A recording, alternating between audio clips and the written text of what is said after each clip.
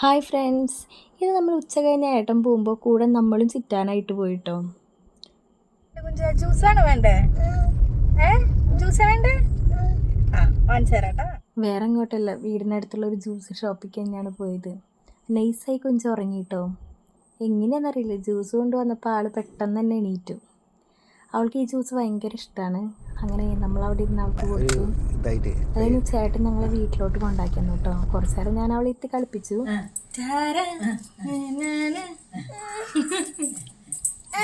പതിയെ ആളെ സ്വഭാവം മാറിയപ്പോൾ ഞാളെയും കൊണ്ട് പുറത്തേക്കൊന്ന് ഇറങ്ങി.